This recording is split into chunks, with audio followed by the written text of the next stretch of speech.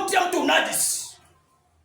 Ile amani ya Kristo, hata kama umefukuzwa kazi, hata kama umeondolewa kile ulichokuwa unakitegemea kwako, kwamba ndio amani yako, kimeondolewa mbele yako, lakini amani ya Kristo haiwezi kuondoka kwako. Yesu anawaambia wanafunzi wake, duniani mnayo ziki. Ziki anayozungumzia sio ziki ambayo unayojua wewe, unayetafasiri katika mambo ya kibinadamu. Amani anayotoa Yesu Kristo si kama ulimwengu utoavyo. Ulimwengu unaweza kukupa vitu vya mwilini.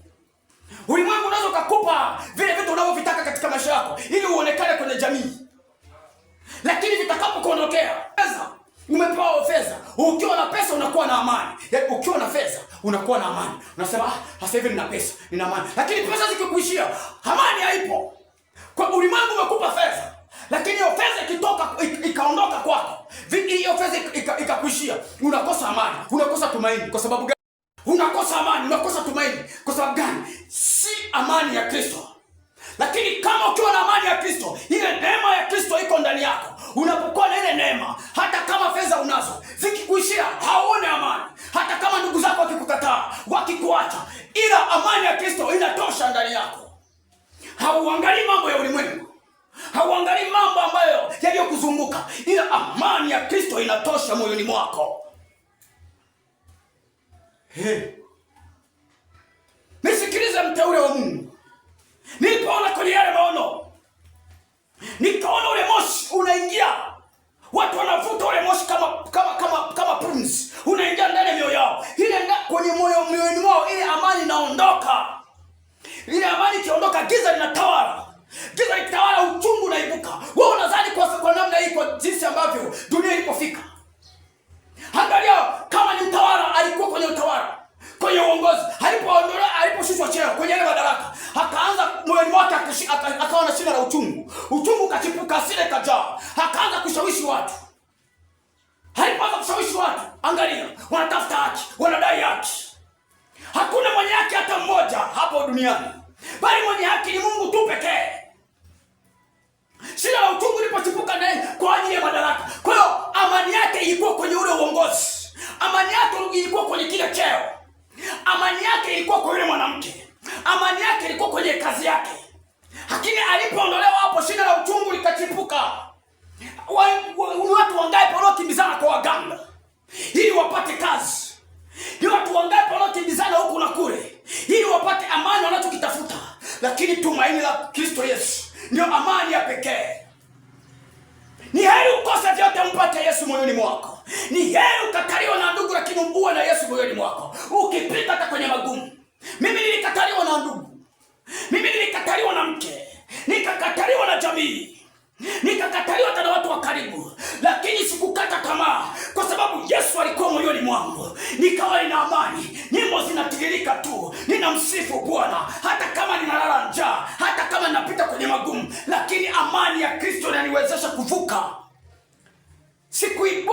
Shida la uchungu alikuchipuka kwangu. Sijaona hasira na mtu wala vinyonge na visasi, kwa sababu kwenye moyo wa mwanadamu ndio kumejaa hayo.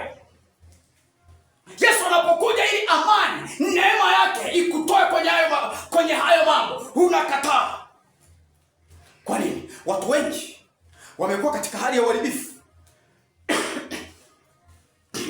Watu wengi sasa hivi wameacha njia ya kweli. Watumishi wa Mungu wameacha njia ya kweli. Hawaihubiri injili ya Yesu, injili ya msamaha, injili ya toba, injili tubuni, maana ufalme wa mbinguni umekaribia. Nyakati hizi Bwana ameamsha moyo wangu, ameiweka hazina yake ndani yangu. Hii ni ubiri injili ya Yesu Kristo, injili ya msalaba, injili ya toba, injili ya msamaha, injili ya upole. Heri wenye moyo safi, maana watamwona Mungu. Heri wenye njaa na kiu yake, maana watazidishwa. Heri wenye kusamehe, nao watasamehewa. Heri wapatanishi, nao wataitwa wana wa Mungu. Watu wazee injili wameikataa, wametafuta injili yao wenyewe, na yule muovu amewapa injili yake, na wao wameibeba hiyo injili, wanaenda nayo. Sasa hivi wamekaa kusonteana, wamekaa kusema kusemana, wamekaa kutukanana, hawaendi tena katika ule umoja wa Roho ambapo Kristo anasema ubatizo moja, imani moja, ubatizo moja, imani moja, Roho moja. Sikia, tunapokuwa katika umoja wa Roho, tumefikia ule umoja wa Roho, ndipo tunaleta kanisa la Mungu. Ulimwengu unapata kutambua na kusadiki kwamba hawa ndio watu wa Mungu walioitwa kwa jina la Bwana. Hawatukanani, bali ile amani ya Kristo iko inasamehe. Ile amani ya Kristo inavumilia. Ile amani ya Kristo ina upendo ndani yake. Ile amani ya Kristo Yesu haihesabu mabaya, huvumilia, usamehe. Lakini leo angalia injili inahubiriwa. Yesu ni nyakati za mwisho. Yesu akasema hizi nyakati ni nyakati ngumu. Kanisa linapita katika wakati mgumu. Leo watu wanatanga huku mbali mbali, wakitafuta msaada, wakitaka amani ya moyo, wakikimbia kwa wachungaji, wakikimbia kwa manabii, wakisikia mtumishi ameibuka huko anagawa mafuta ya upako, wakisikia mtumishi mwingine ameibuka huko anafanya maombi, nenda utabarikiwa, nenda utapokea muujiza wako, utapewa amani yako unayoitaka. Wanakimbia huko, lakini ile amani unayoitaka haipo. Ile amani imeondolewa, lakini amani ya Kristo iko. Amani ya Kristo iko kwa Yesu peke yake. Yeye ndio anatoa amani, si kama ulimwengu utoavyo. Ndio maana watu leo wanaenda huku na kule, ili kama kazi yake imeharibika ni biashara yake. Maana akiona biashara ndio anakuwa na amani. Akipata hasara kwenye biashara yake, amani imeondoka, kwa sababu amani yake iko kwenye biashara. Amani yake ipo kwenye kazi. Akifukuzwa kazi, amani imeondoka.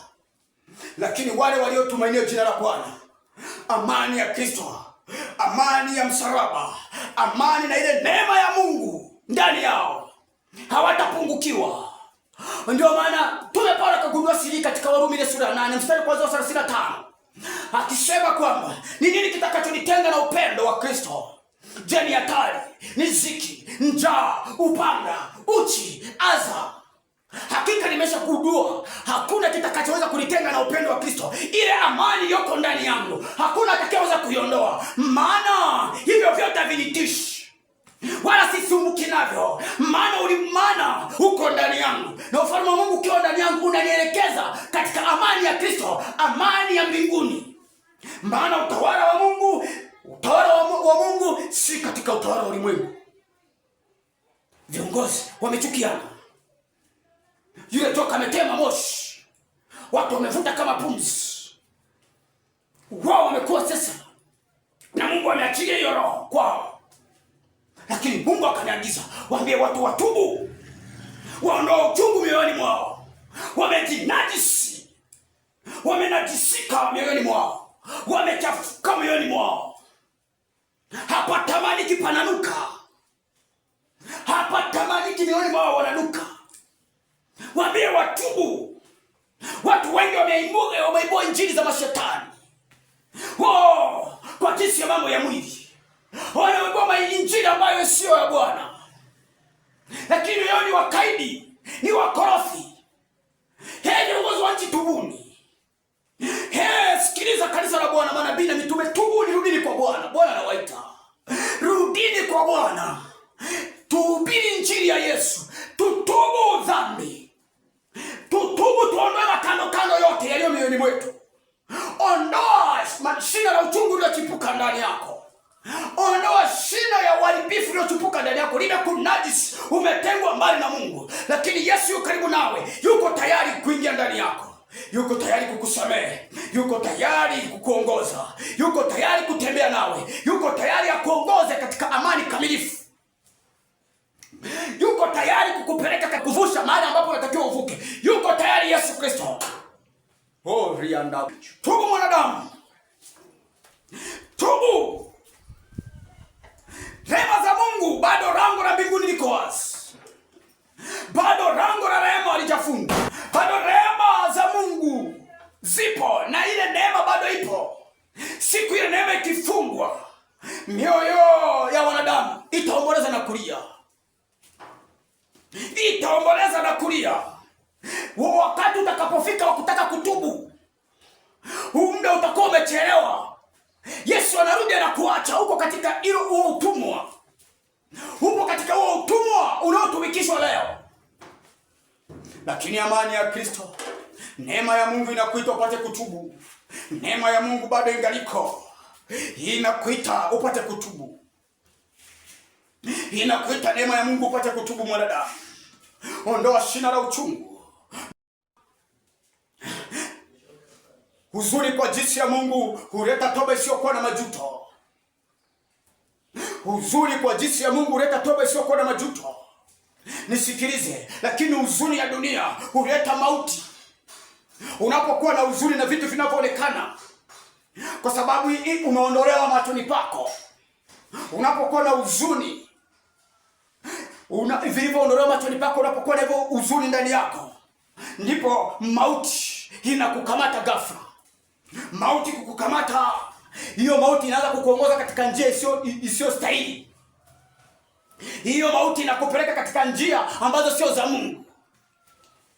Lakini huzuni kwa jinsi ya Mungu, utakapotubu, ile neema ya Mungu na amani ya Kristo itakaa ndani yako. Sikiliza, ile amani na neema ya Mungu inakuongoza katika njia ya walio hai, njia yenye haki, njia ya Bwana. Nisikilize, wewe ambaye unaendelea kufuatilia YTV, bado nina package.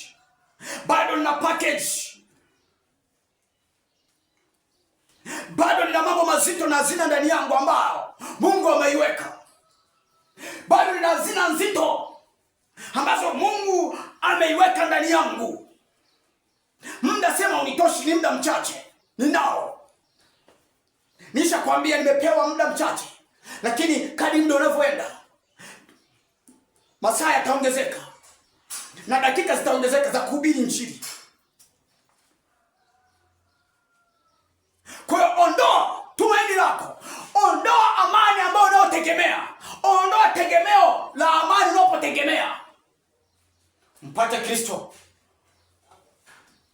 hawe Bwana na Mwokozi katika moyoni mwako. Wewe unadhani kwa sasa ambavyo uchungu ulio ndani ya mioyo ya watu, uchungu na visasi vilivyo ndani ya mioyo ya watu, ni kwa sababu ya nini? Wamekosa matumaini. Vijana wengi wamesoma wakitumaini kwamba katika elimu wanayoisomea, wanapomaliza elimu wataajiriwa, wanakosa ajira. Kwa sababu amani yao ilikuwa kwenye elimu. Amani yao ilikuwa kwenye ajira, kwamba atakapomaliza tu mafunzo, atakapomaliza chuo, atakapomaliza elimu yake ataajiriwa. Anakosa ajira, alafu anaingia mtaani.